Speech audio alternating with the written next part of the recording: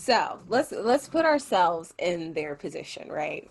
We're in this Hmm. world, extreme destitute. We're in these private communities where refugees find homes and they make them, or find houses and they turn them into their homes, which are as temporary as they're going to be because of the war that's happening outside the communities.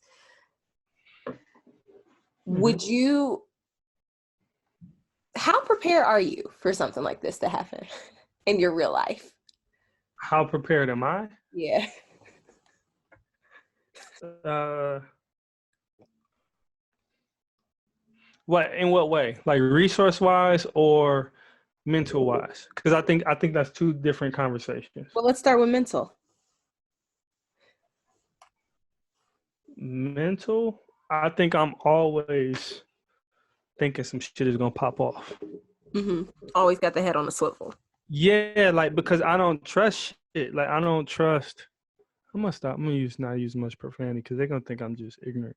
But But clearly they will not. It's fine. um, so my main thing is like if some stuff like this happened, it would be. I feel like I feel like to a degree like I expect it to happen at Hmm. some point. Hmm.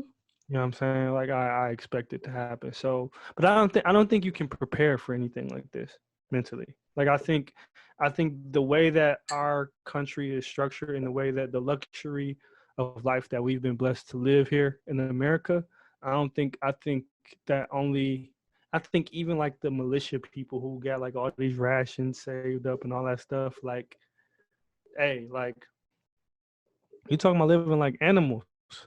But still then trying to maintain some semblance of Today, now. normalcy and morality when you don't have to. Hmm. That's to me, that's the crazy part about it.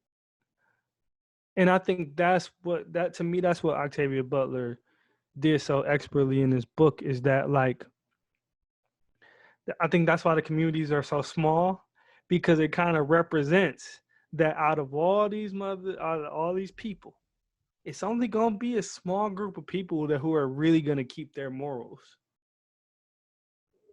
Yeah. because you don't have to anymore. And I think a lot of people just really just keep their morals just because it's is due because of society. Hmm. I mean, we see people do stuff on Instagram for likes. You Hmm. don't think they would do it craziness if they couldn't go to jail or couldn't get in trouble? Like, you know what I'm saying? Like, Hmm. I think that's what makes the purge an interesting idea Yeah.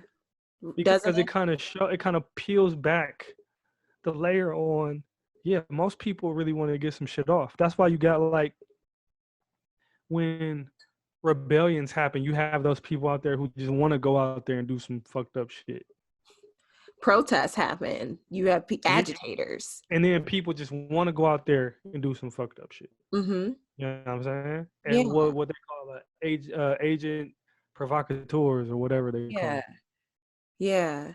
I think before 2020, I would say that no, totally. I was totally connected, attached to our current reality. And like, Hmm. even at the beginning of when the pandemic first hit the United States, I was Hmm. like trying to retain as much normalcy as possible.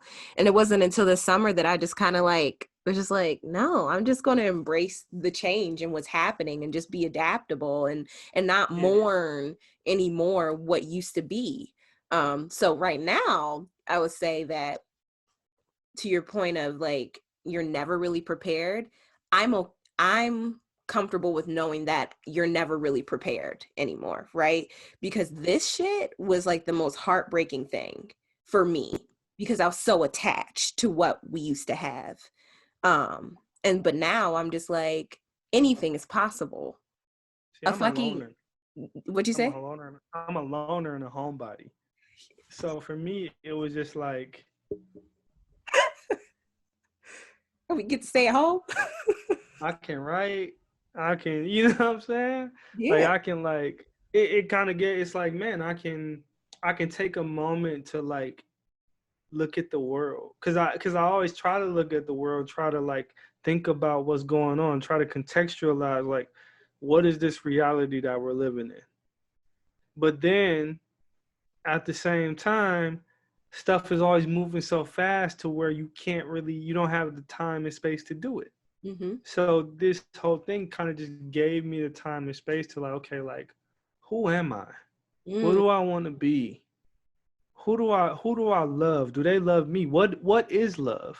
mm-hmm. You know what I'm saying? All of those things. So like I think not only like I think I've like learned a lot.